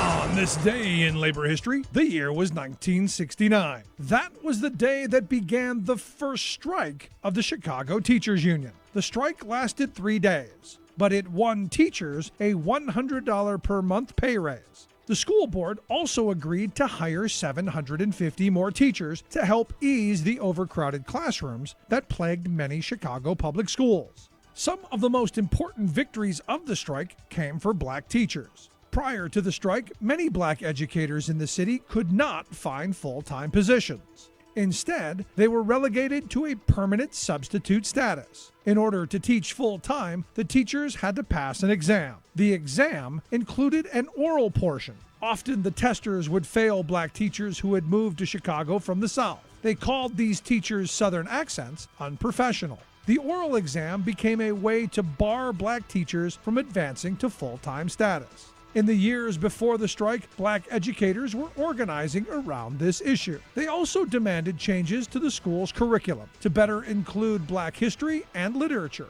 These black teachers did not gain much support, even from their own union. They began to organize sickouts to demonstrate their commitment to these changes. One result of the strike was an end to the discriminatory exam process. After the strike, the school board agreed to include more African American content in the curriculum. The teacher strike had shown the power of the union. Over the next 20 years, CTU would stage 9 more work actions. Some lasted only 2 days. The longest was 19 days long. In 2002, the Chicago Teachers Union again went out on strike, recalling their historic fighting spirit. For more information, go to laborhistoryin2.com, like us on Facebook, follow us on Twitter at laborhistoryin2. Saving work in America, one show at a time. The Rick Smith Show. I go back to the movie, and again, I highly suggest taking a look at it. They had a CEO of one of these companies who, seemed like a good guy. I generally, am not all that friendly to CEOs because it's all about the bottom line. But the way they portrayed him as someone who, cares about, his drivers, cares about the conditions under which they work. And I guess part of it was, they told the story about how his daughter was hit by a dump truck driver, and the dump truck driver took off, and he had this kind of epiphany moment, which, sadly, sometimes that's what it takes. But they were talking about, how truck drivers are paid.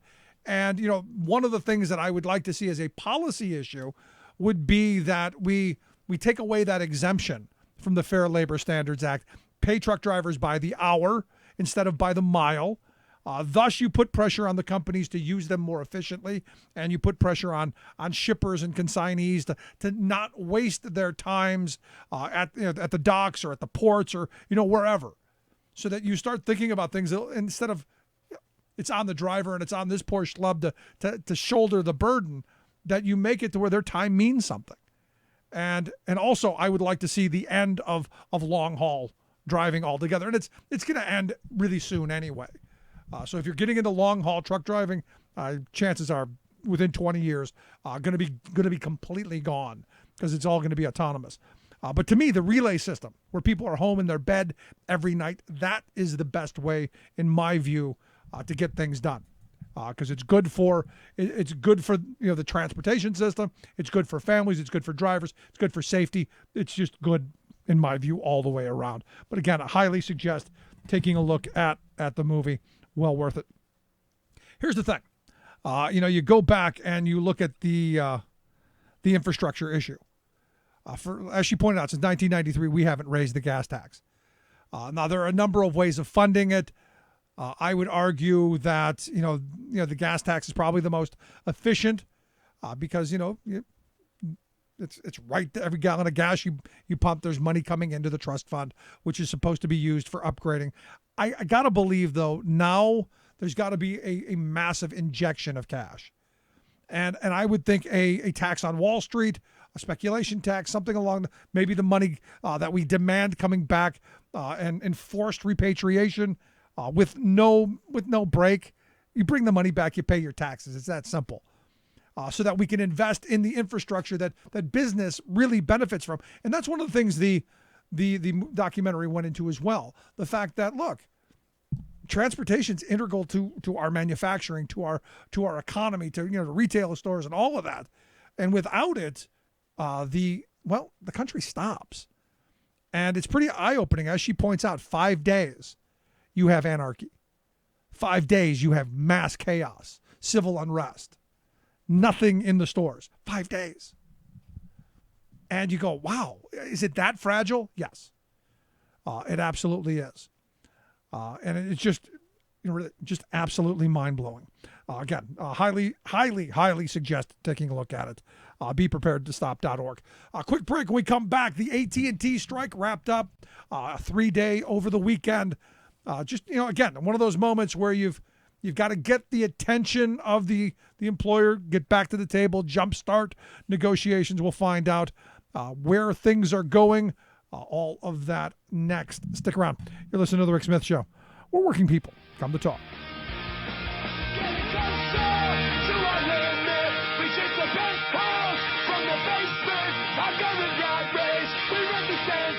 This is the fate of the American dream. I got no time now.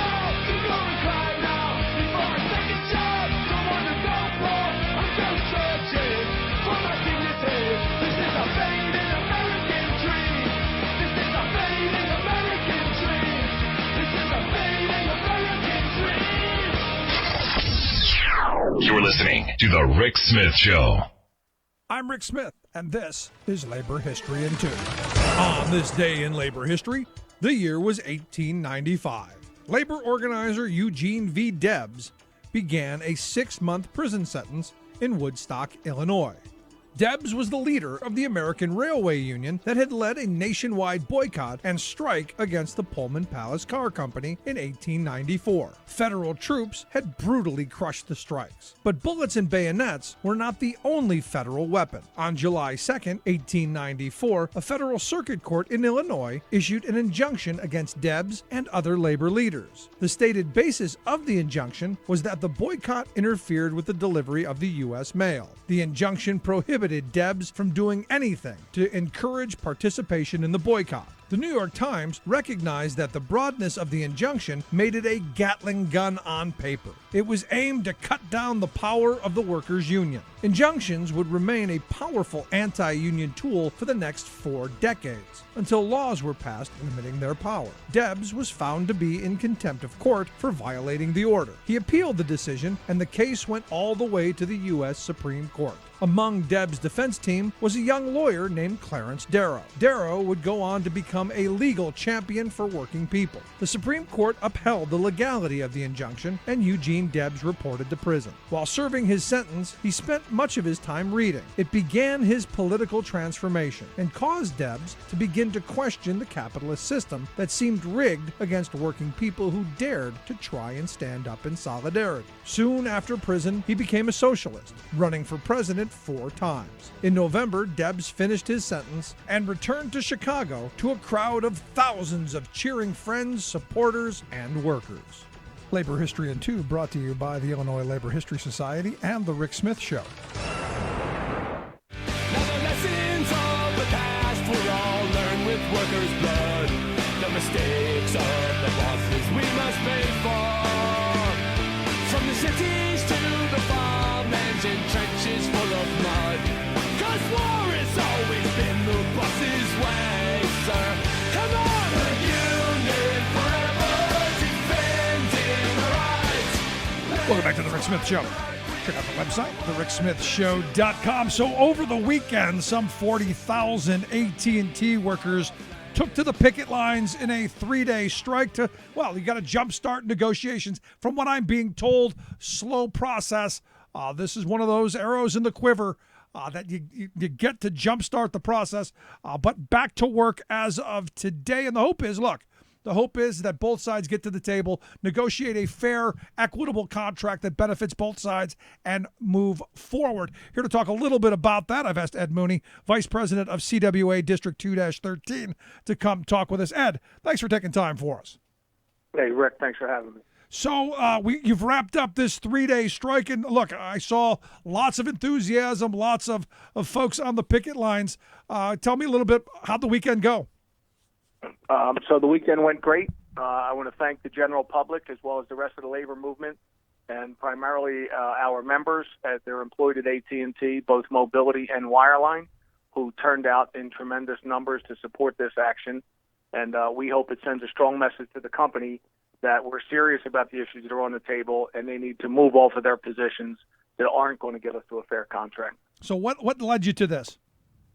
Well, we've been negotiating with the company for months now. The contract expired. Originally, upon expiration, we agreed to extend it with 72 hours notice to the other party.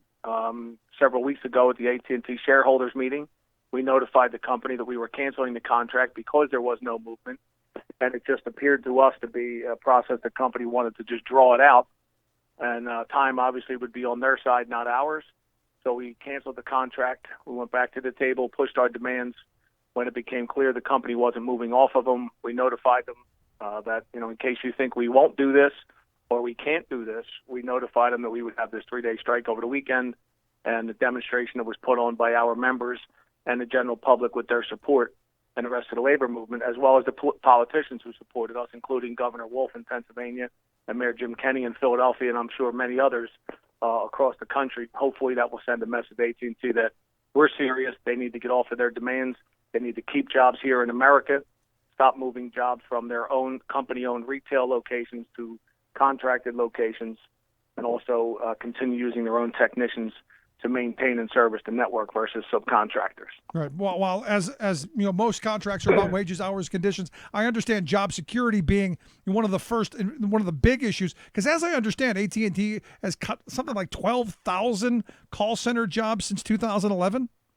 Well, they didn't cut them; they just moved them from the United States to call centers overseas in 36 different countries. So they don't have less people doing this work, and they don't have less customers, and they're certainly not making less profit. They have decided to increase their profits on the backs of American workers while still charging their customers premiums in their pricing plans, like going overseas and getting wages for pennies on the dollar compared to what they pay here in the U.S. How much of what you're seeing at the bargaining table is a result of the really anti-worker sentiment that we're seeing coming out of Washington and out of state houses across the country? Well, and I want to. AT&T is not normally anti-worker, and they actually respect the rights of their employees to join the union. We have a neutrality agreement with them, and all of the recently acquired DirecTV employees have now joined the union, either the CWA or the IBEW across the country. So they are respectful of their workers' wishes in that fashion. However, I think, at the bargaining table, it's just time for a group of workers at AT&T to stand up and say, enough is enough. Enough is the cost shifting of healthcare. It used to be that they wanted you to have some skin in the game. Well, at this point, they're trying to get 7 layers of skin out of their employees and our members.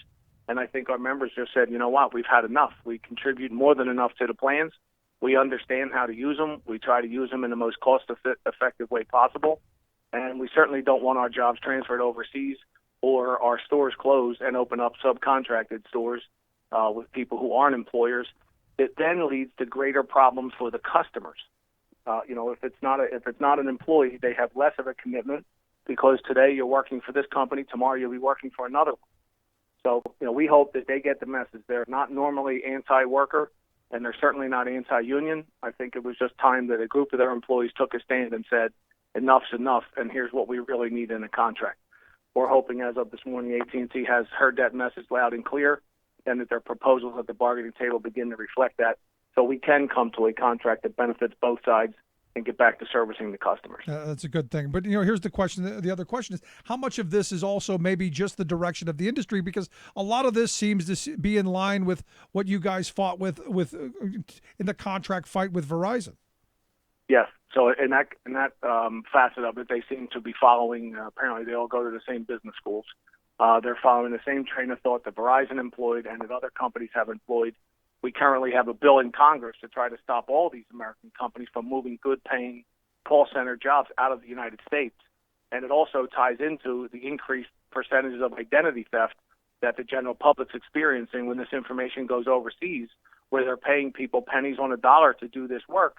In many cases, people, even though they may be good people, take the risk of selling your private information for some other way to make ends meet wherever they're at. So we believe if we're successful in keeping these jobs here and tying it together with that call center bill in in Washington, maybe we can begin to not only rehire American workers into these call centers, secure the people we have, but also eliminate the subsequent problem of identity theft that's happening, we believe, as a result of this information going overseas. That's an interesting point, and it's something that I think the rest of the community, the rest of the country should be paying attention to, because the amount of information we give to these cell phone carriers and to to these businesses is mind blowing, and to have it go who knows where is kind of scary stuff. Yeah, well, think about it. If they have access to your account, then they have access to how you pay your bill. Many people now pay them online with passwords, and that password is linked to your personal bank accounts. Not only the personal bank accounts, but credit cards or other forms of financial transactions and all that stuff. If they have access to it, they can see your passwords, they can see all that stuff. If they share that, it contributes to that. I'm not saying it's the only reason it happens, but it certainly is one way we can stop anyone from having access to that. Right. So let's go back to the negotiations, and I know you can't go into what's going on back and forth across the table. What are the outside of the jobs being shipped overseas? What are the main points of contention? Because I've seen some of the statements from AT&T saying, "Well, we already pay you guys enough." Right. So obviously wages and benefits are always an issue. The quality of the benefits and who's going to pay what percentage of it for the benefit is still a strong bone of contention. As for the numbers AT&T has put out about the wages these employees make, their statements have been patently ridiculous. When you compare their statements to an online job advertisement, these customer service workers are making anywhere between $35,000 and $55,000 to $70,000 a year tops, with incentives and commissions. Obviously, that varies depending on where you work, the amount of traffic that comes in and out of the location, or if they're doing it by an online sale, a call center sales process. So we believe the company is not telling the truth in that aspect of it. And the bottom line is, if we don't have a job, if you don't commit to keep the jobs here in American call centers, and you don't agree to keep the company stores open versus subcontracting it to an authorized retailer, then it doesn't matter what the contract says your salary and benefits are, you're not going to have a job. Right. So the contract becomes a moot point. It comes back to that job security situation. That, look, I think every worker in this country should want to see you guys succeed, because again, there's that ripple effect. At some point, someone's got to stop and force these companies in Wall Street to stop outsourcing and really, slashing wages, slashing benefits, because the middle class is really, really under attack. Yes, they are. And you look at some companies who don't listen to what Wall Street, or don't let Wall Street tell them how to run their business. They seem to be extremely successful. Look at a company like Costco, who doesn't. The CEO there famously ignores any direction or pressure he receives from Wall Street and says he'll run his business the way he sees fit. And the company's thriving. The employees thrive, the company thrives, and everybody's happy. So, we hope AT&T is a worldwide, gigantic corporation, and in our opinion, they don't need to listen to anybody. They certainly have the right ideas, the right technology to get out there and present the best thing they can to a customer. They can compete very well with the products that they have, and they should run their corporation by treating their employees well and listening to what their customers want, not what a Wall Street financier is telling them they want. When we talk to customers and we're the people who have the face-to-face contact with them, the customers are on our side. It showed this weekend that the majority of the customers overwhelmingly are on our side in these issues. And, we hope that AT&T gets that message and we conclude this contract successfully here in a rapid fashion. Yeah, that's always the hope. But if it doesn't, are you willing to go back out on the picket line? All those options are available to us. If that has to happen, then obviously nobody wants to see that, because that's a hardship not only on the customers but also on our members. And so we're hoping we can avoid that. We were hoping that this demonstration over the weekend would send a clear message to the company that if we have to do this, we can. It's obviously not something we want to do, because in that nobody wins in that kind of situation. So we're hoping that we can conclude this to a successful collective bargaining negotiation and wrap this up and just move forward. How profitable is AT&T? I mean, we see some of these eye-popping numbers, and I know a lot of companies, especially during contract negotiation time, love to cry poverty. How profitable of a corporation is this?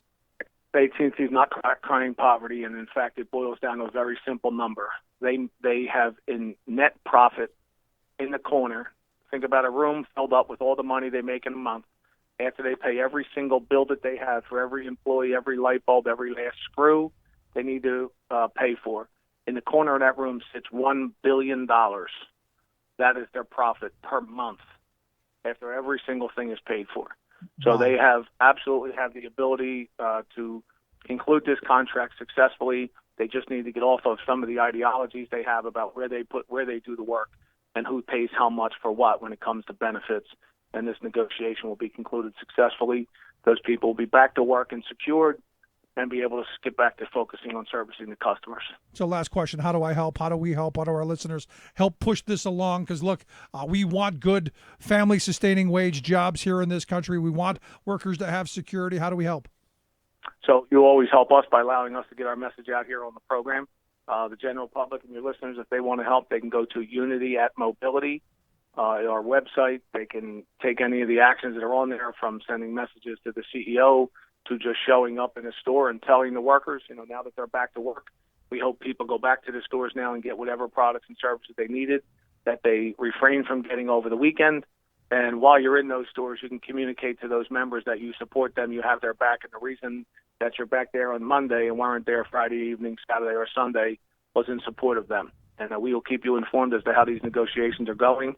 and hopefully we conclude them successfully shortly so that we can keep not only the jobs we have here, but bring additional thousands of jobs back here from overseas and begin to employ some of the people who are coming in as customers today, because then there'll be job opportunities for them going forward.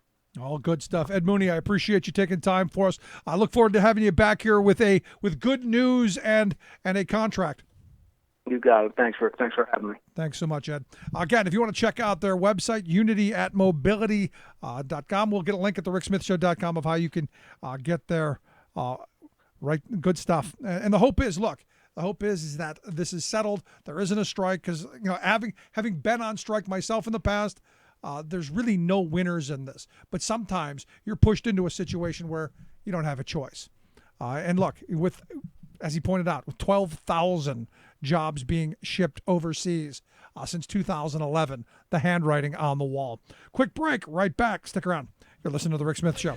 We're working people. Come to talk. Through the door, it's desperate times, so desperate measures we explore. Marching on the Capitol to lobby leaders for involvement. 3,000 people screaming out, "Where's our government?" Lawsuits and arraignments, members under company surveillance. Public divided, either they love us or they hate us. Profit billions off our back, and it's still not enough. They should have took into account that we never give up. We'll be here one day longer. One day longer. The people's voice is stronger.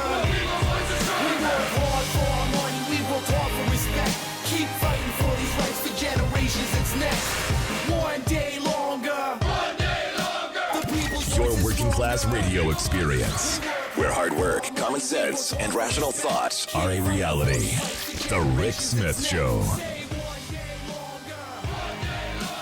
I'm Rick Smith, and this is Labor History in 2.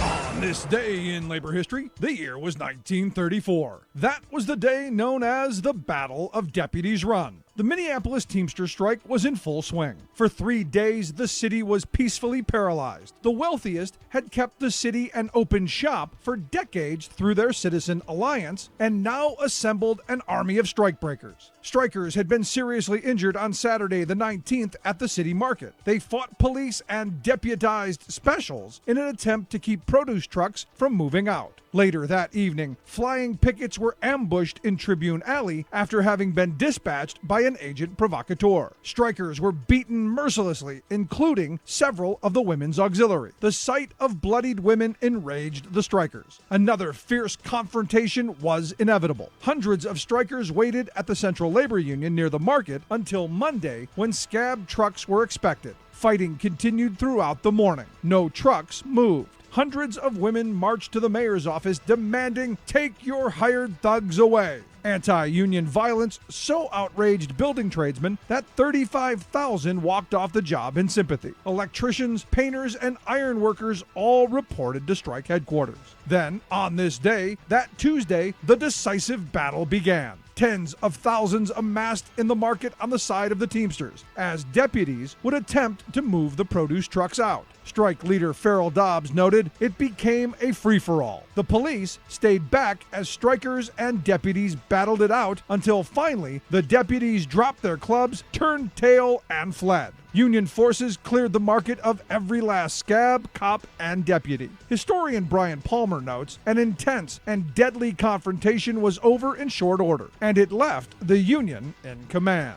Like what you hear? Check out more at laborhistoryin2.com. From United Nations headquarters in New York, this is your World in 2 Minutes. I'm your host, Luke Vargas, for Talk Media News. You may have seen the footage by now. On Tuesday, members of Turkish President Recep Erdogan's security detail were taped beating up Kurdish protesters and their American supporters at a demonstration in Washington, D.C. In the video, dozens of men in black suits, some of them armed with guns, punched, kicked, and shoved protesters gathered near the Turkish embassy. At one point, 2 different bodyguards walk up to a man who's already fallen on the sidewalk and kick him violently in the face.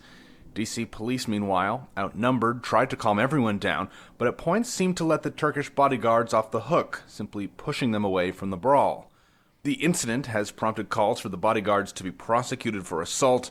Senator John McCain on Thursday morning threatened even stronger punishments for Turkey. As I say, I'd throw the ambassador out. This kind of thing It cannot go unresponded to diplomatically. But as of late Wednesday, D.C. police said no Turkish personnel had been arrested. The guards are covered under diplomatic immunity, and Erdogan and his security detail have already departed the United States. That's left the State Department to muster a diplomatic slap on the wrist. Spokesman Heather Nauert said in a statement that the U.S. is, quote, communicating our concern to the Turkish government in the strongest possible terms. Turkey, meanwhile, isn't apologizing. The embassy in Washington has accused protesters of being aligned with Kurdish factions it views as terrorists. And on Thursday, Turkey asked that the U.S. envoy leading the fight against the Islamic State resign, saying it was inappropriate for Brett McGurk to be overseeing policies that sees the U.S. supporting Kurdish groups fighting in Syria. For more global news headlines, visit talkmedianews.com.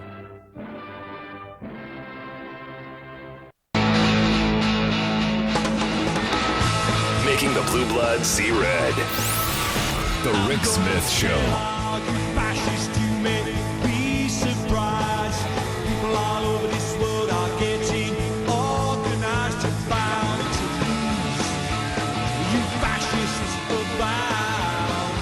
Welcome back to the Rick Smith Show.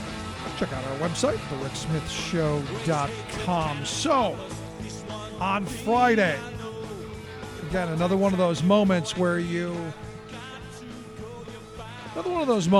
go, you know, while we're focused on all the shiny stuff, while we're focused on Trump and all of that, some real ugly, dangerous stuff is actually happening.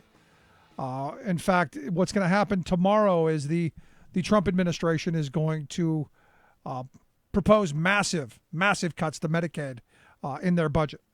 $800 billion over the next 10 years, which the Congressional Budget Office says is going to cut off Medicaid benefits to about 10 million people over the next decade. The White House is also, again, back to the right-wing kind of frame that if you get any help, that you're going to have a work requirement, and they're going to let the states do this. And again, it's really this massive shifting of things onto the states. Going to give them block grants. And, well, you know, if you're in a right-wing state where the governor says, you know what, you poor people deserve to be poor, go out and get a job, lazy people. Well, there's going to be pain and suffering. And there are those, again, who say, look, you know, we need this. You know, we need to get these people back to work. And look, I've always been of the mindset that there should be no handout programs. Everything should be a jobs program. So I'm not entirely opposed to the idea of work requirements in the sense that there be jobs available. The problem is you have these requirements and you have to go get a job, lazy person, and there are no jobs out there. Again, I think back to where I grew up as a kid in the projects. I think of all the people that are around, everybody in the community got food stamps or housing assistance or some bit of help, some subsidy for rent or something to try and, you know, make ends meet. If you were to say all of you people have to go get jobs tomorrow, we weren't on the bus line. There weren't any jobs in the neighborhood, and the ones that were there were highly competitive and really low wages. So that the mass of people just kind of gave up. I'm of the mindset there should be enough jobs for everyone. This isn't what they're doing. This is simply a way to say, you know what, we're going to cut off funding, and it's about punishment. The White House also is going to propose some major changes to the SNAP program. That's food stamps. Also, some major changes to the CHIP program. That's the insurance that we get to children. Also, some extremely drastic changes to the disability insurance, the Social Security disability. Because, look, these are people who don't care about the poor, the downtrodden, the sick, the handicapped. Don't care. These are the same people who wanted to gut funding for Habitat for Humanity's Meals on Wheels and subsidies for school lunch programs. This is Reagan on steroid. This is ketchup is vegetable on a mass scale. And yet, you know, we're going to give huge amounts of money to big corporations. Massive tax cuts to the very wealthy. They're going to gut and destroy, repeal Obamacare so that we can give the wealthy and corporations more tax breaks. And on Friday, Politico reported that the Trump administration is going to do what I said they were going to do all along. Look, this isn't surprising. They're going to gut the subsidies to the marketplace insurance programs, the Obamacare plans that make insurance for low-income folks possible. They're going to gut that. They're going to gut $7 billion in the cost sharing away from it, which means the people who get their insurance from the exchange are going to have to pay considerably more. In fact, it will eventually it'll price them out of it. And the goal there is to get all of these insurers that are still in the marketplace to go, you know what, everybody's going to bail anyway. We're not offering anything. And if they do offer things, it's going to be plans that are just again, back to the mini kind of plans we were used to before the Affordable Care Act, where you had insurance in name only. It just didn't cover anything. Maybe if you got hit by a bus, maybe it would cover a Band-Aid, but not much more than that. And understand what they're expecting is a massive, massive ripple effect throughout the private market, where you're going to see rates going to go skyrocketing. And the question is do we hold them accountable? Do we go after them and say, no, this is a bad idea? Now, there are those in Congress, the Democrats, who are saying we've got to stop them from repealing Obamacare. But if they defund it, they've already destroyed it. And I would argue they've done enough already with doing away with the community rating that, look, it's already going to starve. It's already going to constrict, and the money's going to eventually be cut off, and we're going to get to this place anyway.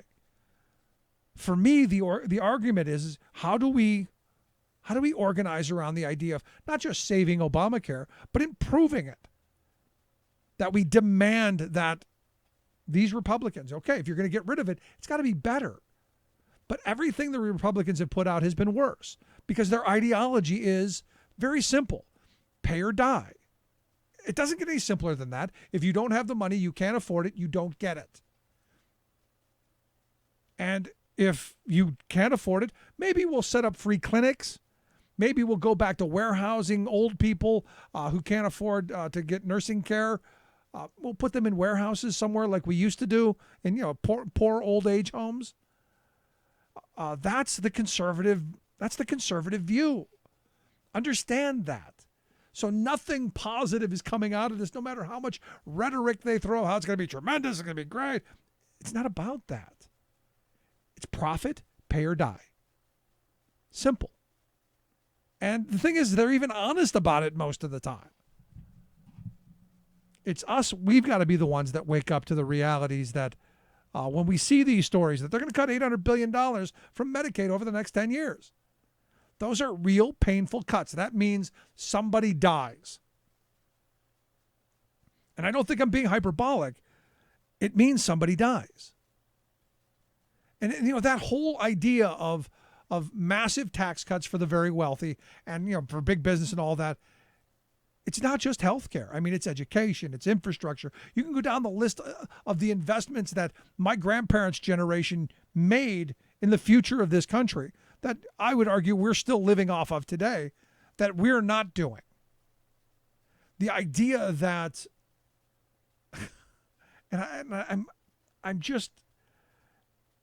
I'm at one of those moments in time where you go, when you talk about increasing revenue, you talk about raising taxes to do all the things that need to be done, and admittedly, everyone says needs to be done.